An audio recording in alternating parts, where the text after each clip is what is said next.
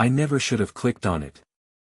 The video wasn't even that long, just 2 minutes and 38 seconds, but something about the way it sat there, buried deep in a horror forum I had never seen before, felt wrong. The thumbnail was just a black screen, no title except for a string of nonsense characters, something like _XJ9203_feed. No views. No likes. No comments. Just a warning in the post above it, only watch once. Never replay. I thought it was some dumb internet prank, maybe one of those weird YouTube ARGs that try to freak people out with cryptic descriptions and creepy visuals. I had seen plenty of those before, videos of distorted faces, unsettling whispers, eerie glitches that made you question if your screen was broken or if something was actually looking back at you. I was obsessed with this kind of content, the kind that blurred the line between fiction and reality, the kind that made you wonder if maybe, just maybe, you had stumbled onto something you weren't supposed to see. I hesitated for a second before clicking, my mouse hovering over the play button as if my body instinctively knew something was off. But curiosity always wins. The second I hit play, the screen cut to static, loud and violent, like an old VHS tape being eaten alive by a dying player. My speakers crackled with an unbearable high-pitched frequency, the kind that digs into your skull and makes your teeth hurt. Then, just as I reached to lower the volume, the screen shifted. A darkened room, dimly lit by the flickering glow of an ancient television set, static still hissing from the speakers. The footage looked old, grainy like something ripped from a lost 80s broadcast. I could make out the faint outline of a chair facing the screen, the silhouette of someone sitting in it, their body hunched forward, motionless. No music. No narration. Just the buzz of dead air filling the silence. A sinking dread crept into my chest, an unexplainable fear that made no sense. I had seen horror short films before, but this was different. This felt real. Then, suddenly, the screen glitched. The figure in the chair twitched violently, their head jerking just slightly toward the camera. A chill ripped through me, my fingers tightening around my mouse as I leaned in, trying to get a better look at the screen. The video continued, static distorting the picture every few seconds, the camera angle slowly shifting as if someone unseen was moving it closer to the seated figure. My pulse quickened. Something was off. The room was dark, the TV was playing static, but as my eyes adjusted to the dim lighting, I noticed something horrifying. The person in the chair wasn't facing the television at all. They were staring directly at me. Their face was completely blurred, an unnatural smear of pixels and darkness, like the camera refused to capture their features. My breathing hitched. The distortion grew worse, the screen warping violently, the sound turning into an ear-splitting shriek. Just as I moved to close the tab, the video abruptly ended. No credits. No fade out. Just a black screen. And then, one final, chilling detail. For just a split second before the video closed, I swear I saw something move in my reflection on the screen. But I was sitting completely still. I sat in silence, staring at the darkened screen, my heart pounding too fast, too hard in my chest. The room felt colder, like the video had somehow drained all the warmth from the air. My skin prickled with unease, the tiny hairs on my arms standing on end as if something unseen was watching me, as if something had changed.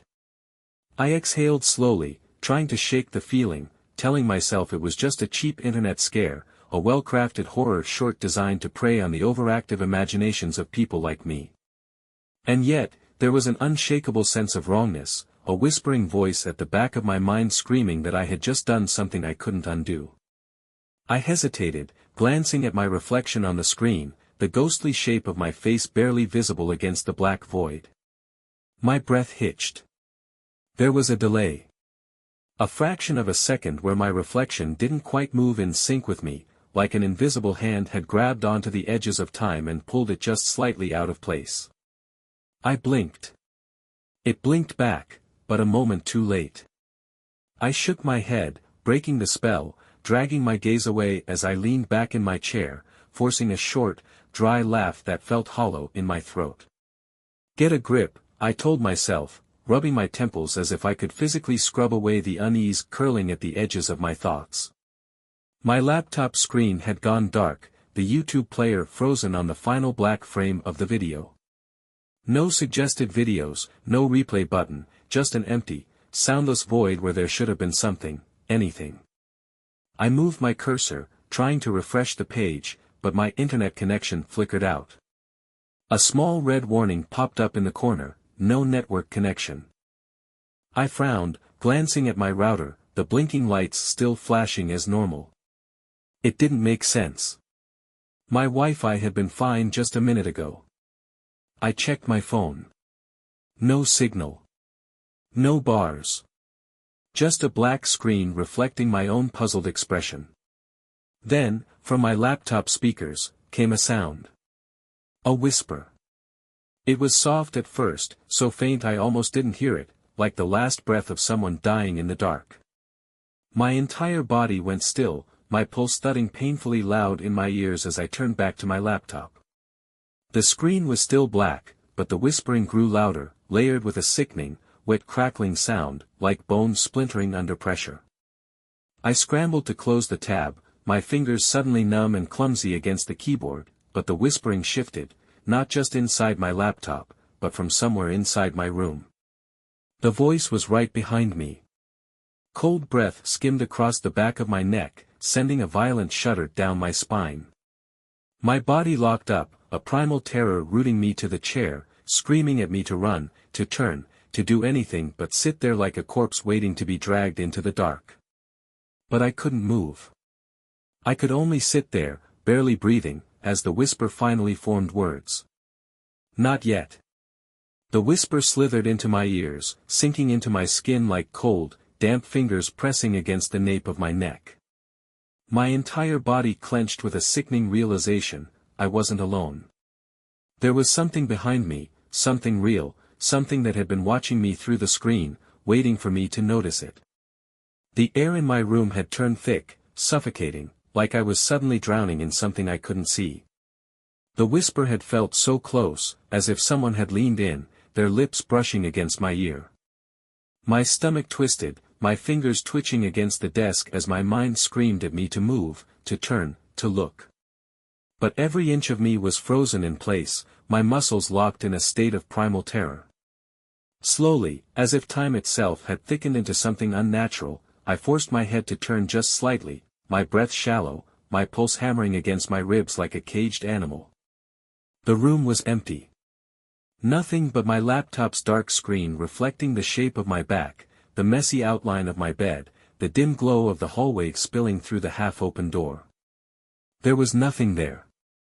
And yet, my skin crawled with the overwhelming certainty that something had been there just seconds ago. I exhaled sharply, forcing out a nervous laugh, trying to shake off the impossible fear that had coiled its way into my chest.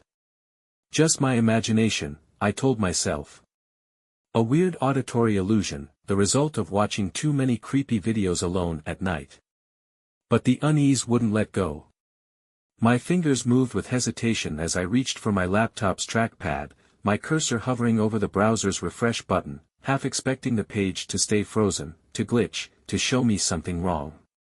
But no, my internet was back, the red, no connection, warning gone as if it had never been there. The YouTube tab had refreshed on its own, returning to the exact moment where I had left off. The video was sitting there, waiting for me, the replay button now visible. A single line of text had appeared below it, standing out against the empty comments section. You weren't supposed to stop. My breath hitched. My fingers hovered over the mouse, a strange and irrational compulsion pushing against the walls of my mind, urging me to click, to watch again, to see if the video had actually spoken to me or if my tired brain was playing tricks. I knew better. I should have exited the tab, shut my laptop, done anything other than what I was about to do. But something pulled me in, something invisible yet suffocating, a force stronger than logic, stronger than fear. My finger clicked. The video restarted. At first, it played exactly as it had before, the grainy, black and white room, the flickering television, the static hissing softly like distant whispers. The chair was there again, the dark figure hunched forward, motionless, faceless. But then, something changed. My stomach dropped as the screen distorted, the static warping, a new sequence replacing the footage I had seen before. The chair was now empty. My pulse slammed against my skull, my breath catching in my throat as the camera angle slowly panned away, revealing something new, something that hadn't been there before. The television screen within the video was no longer filled with static. Instead, it showed a live feed of my room. The realization came slow, like a blade pressing against my spine, forcing the breath from my lungs.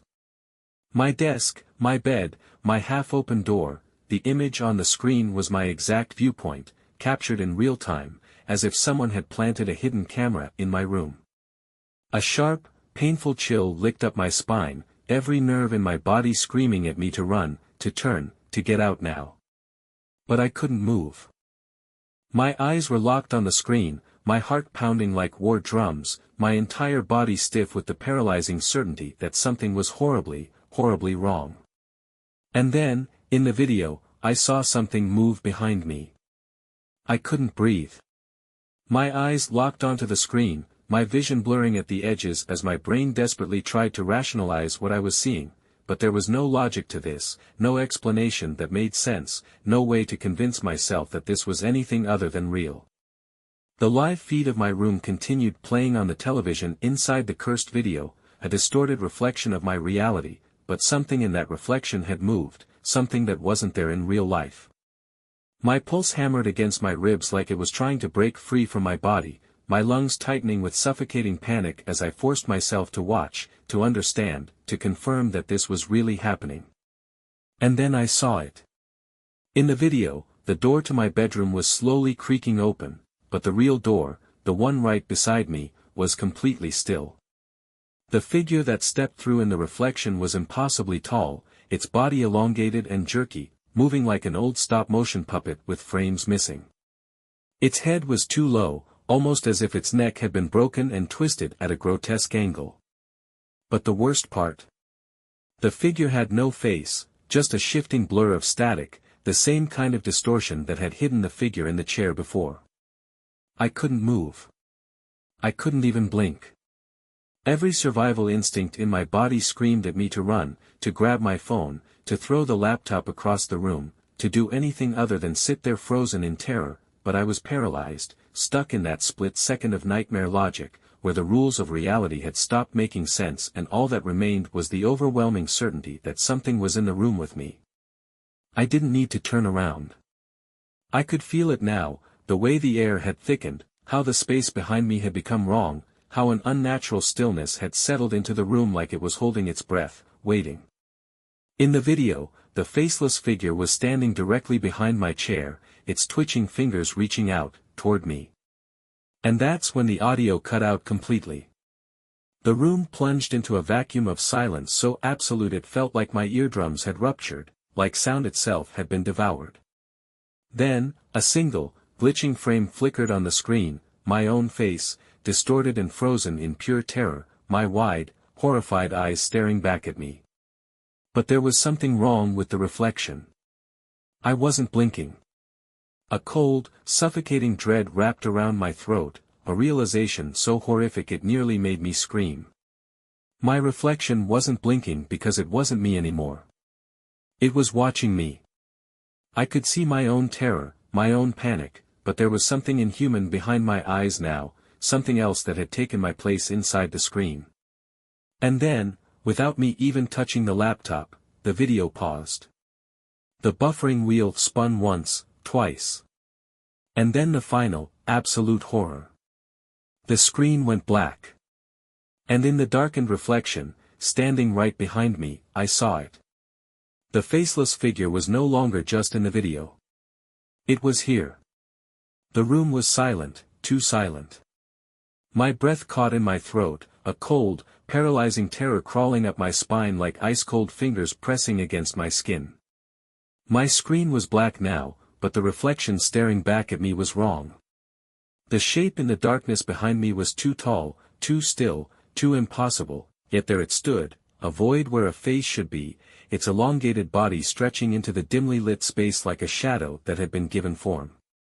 My muscles screamed at me to run, to move, to do anything but sit there frozen in horror, but my body refused to listen, caught in that terrible moment between realization and action, where fear locks you in place, making you feel as if you've already lost.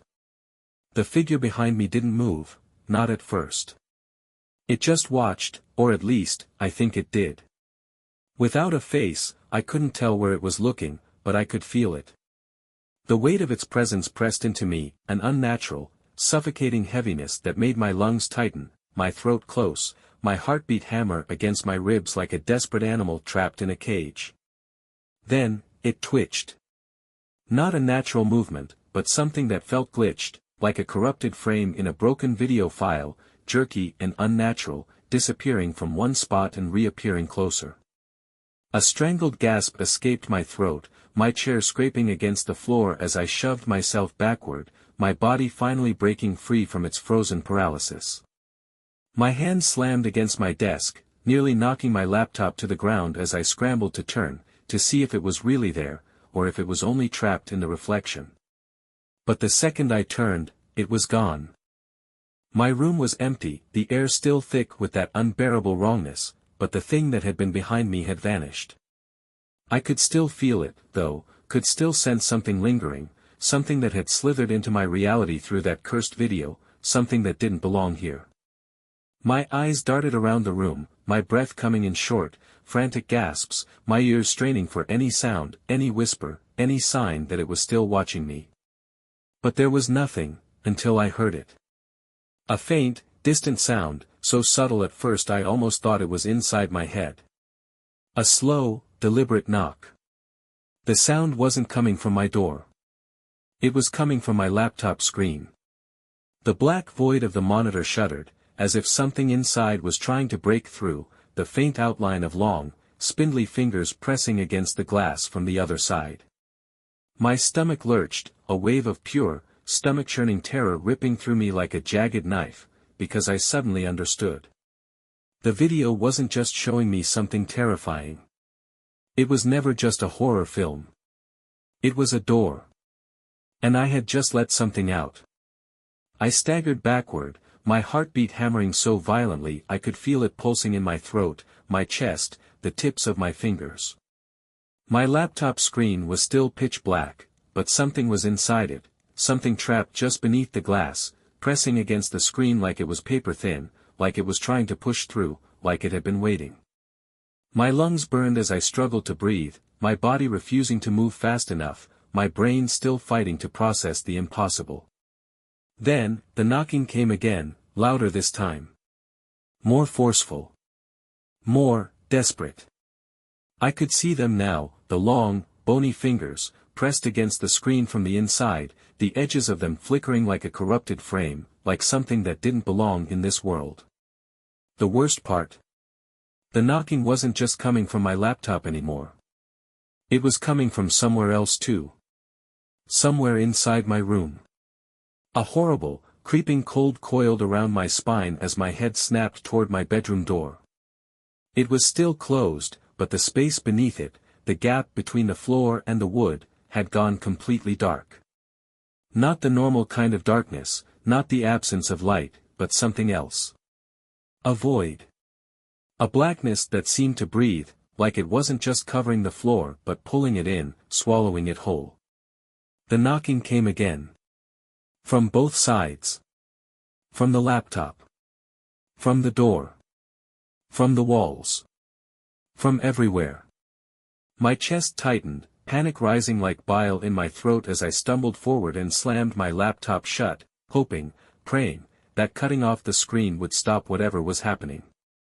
The knocking stopped instantly. A silence so deep, so unnatural, so heavy dropped over the room, making my ears ring like I had just stepped into an airless void. For a second, I thought it was over. I thought maybe I had closed the door in time. But then, the laptop opened by itself. I froze, my breath hitching so sharply it burned my throat. The screen flickered back to life with a sickening, unnatural glow, the black void on the monitor twisting and morphing, pixels bleeding together until the screen was no longer showing nothing, it was showing me. My reflection was staring back at me, but it was wrong. The lighting didn't match, the shadows were all in the wrong places, and my expression, I wasn't moving, but the reflection was smiling. A wide, twisted grin spreading too far across its face, teeth too sharp, too jagged, like something stretching a human mouth into the shape of something else. And then, in the reflection, the bedroom door swung open behind me. But in real life, the door was still shut. The version of me in the screen slowly, deliberately, lifted one trembling, distorted finger and pointed behind me. I didn't want to turn around. I didn't want to see what was there. But something deep inside me knew, it was already too late. It was already here. I didn't turn around. I couldn't. My muscles had locked up, every nerve in my body screaming at me to run, to move, to do anything but sit there as my reflection, that thing that looked like me but wasn't me, kept pointing behind me with that twisted, unnatural grin. My breath felt trapped in my chest, my heartbeat an erratic, panic drumbeat inside my skull, my lungs refusing to pull in enough air as I sat there, frozen in the absolute certainty that if I turned around, I wouldn't be alone anymore. But I had to. I had no choice. My fingers clenched into the armrests of my chair, my knuckles turning white as I forced myself to move, my head turning inch by inch, the room around me blurring as my vision tunneled into the darkness beyond my bedroom door. My whole body tensed, expecting to see something standing there, waiting, watching. But the doorway was empty.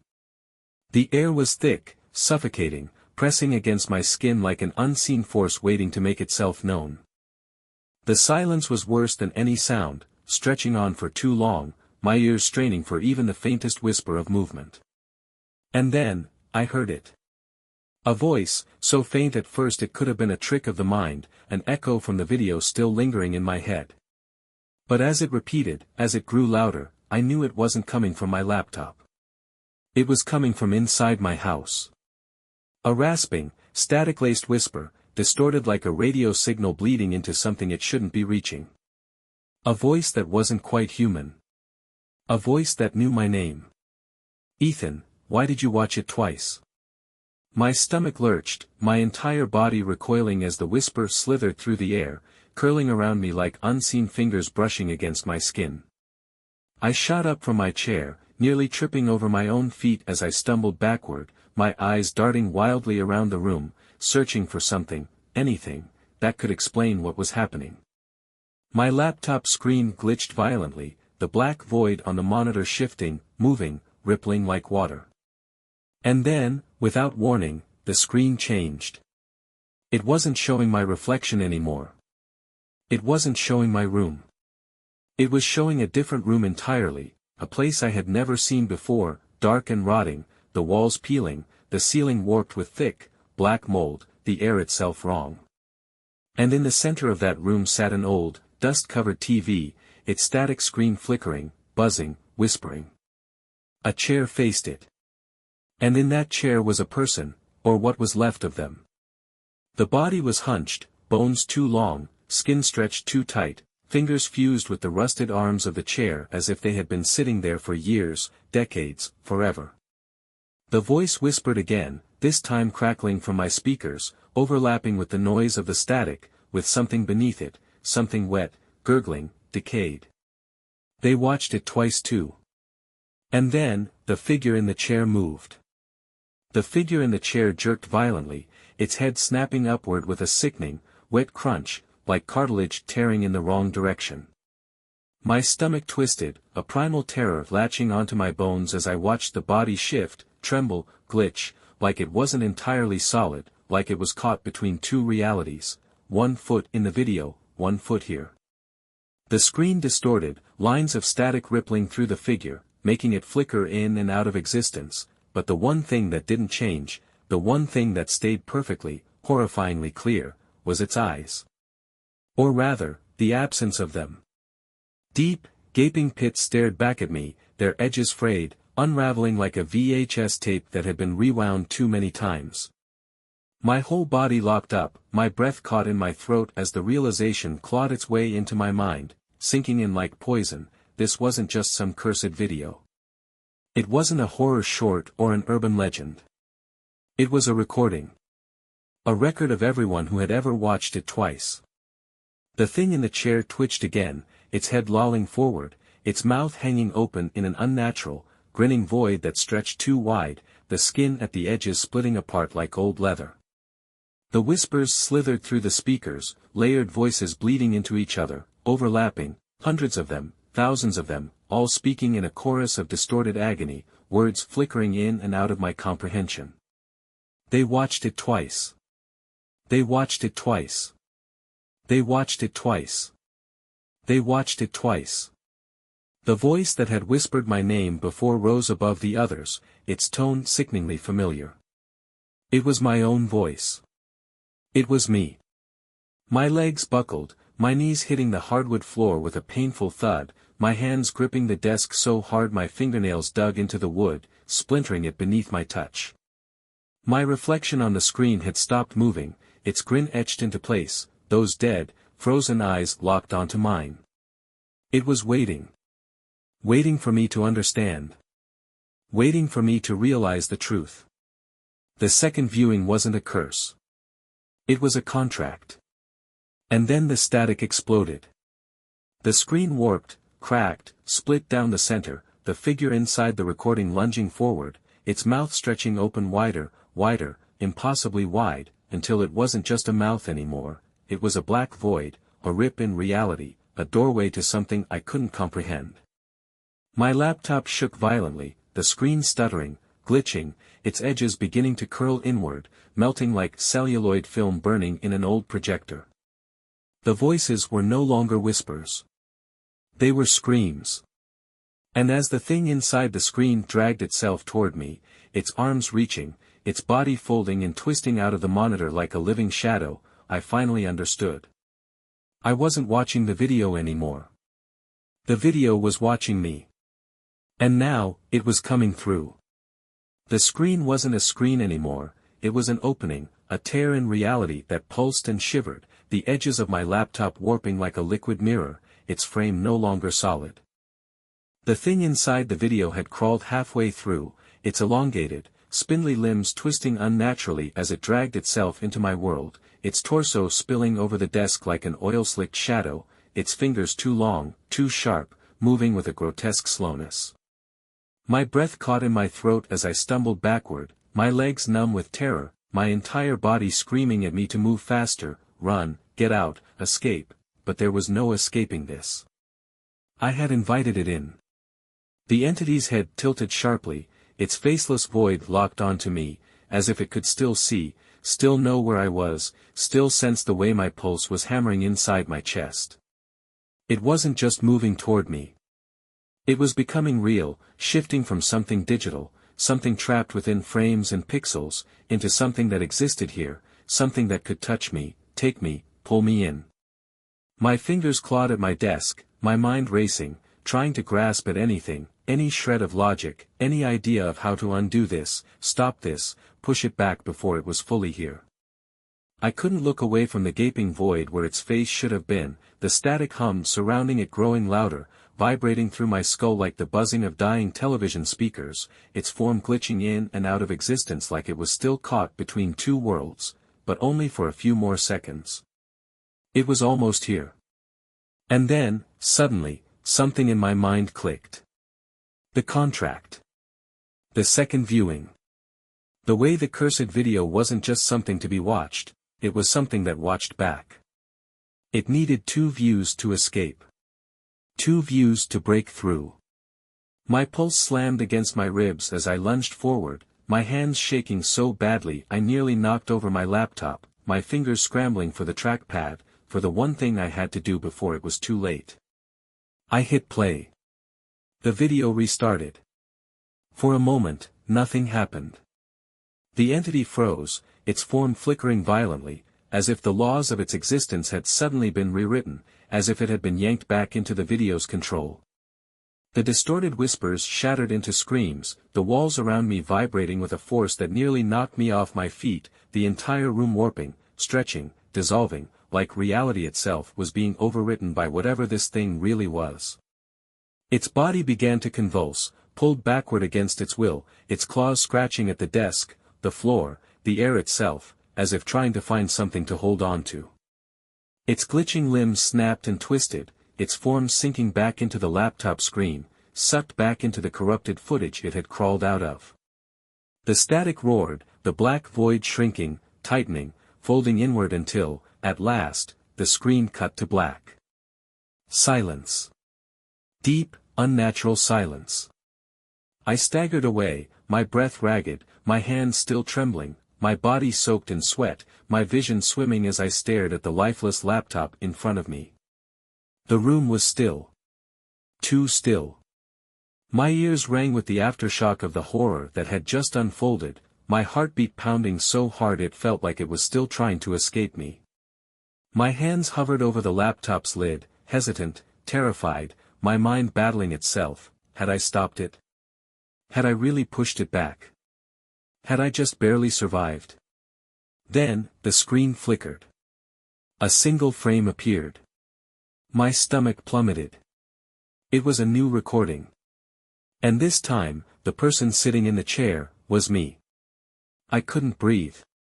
My hands hovered uselessly over the laptop, fingers twitching, my mind fracturing beneath the weight of what I was seeing. The screen wasn't black anymore. The cursed video hadn't disappeared. It had started over. But this time, the recording was different. The same dimly lit room.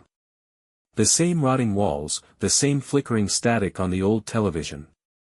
But the chair wasn't empty anymore. I was in it. I was the one sitting there. A tremor rippled through my body, the kind of dread that dug its claws into my ribs and squeezed, the realization settling in like a thick fog, choking the breath from my lungs. The screen showed me, my body hunched over, my arms hanging limply at my sides, my face just barely visible in the shadows. But I wasn't moving. I wasn't breathing. My head was tilted downward at an unnatural angle, my neck too stiff, my fingers too still, like I had been sitting there for days, weeks, years. And then, as if sensing my horror, the version of me in the video twitched. A slow, jerky motion, like a marionette being pulled by unseen strings. My body in the recording started to move, my head lolling upward, my eyes still hidden in darkness. The static from the TV inside the screen grew louder, crackling with something underneath, something whispering. My own voice. Distorted. Repeating one sentence.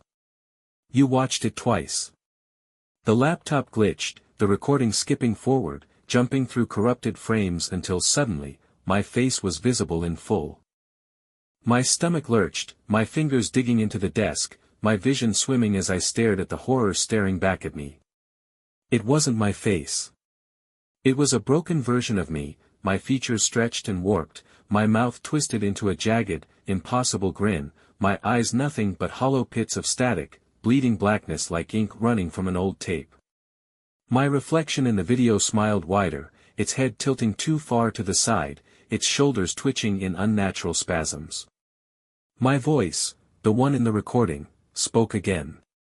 Now they will watch too. The screen flickered, the YouTube video's title updating in real time. The unreadable string of numbers and letters was gone. A new name appeared. One that sent ice straight through my veins. The rewatch, live now. A notification popped up at the bottom of the screen. Viewers, 1, 2, 3, 10, 25. The numbers were climbing. People were watching. People were clicking. My horror spread into something even worse, realization. I wasn't the viewer anymore.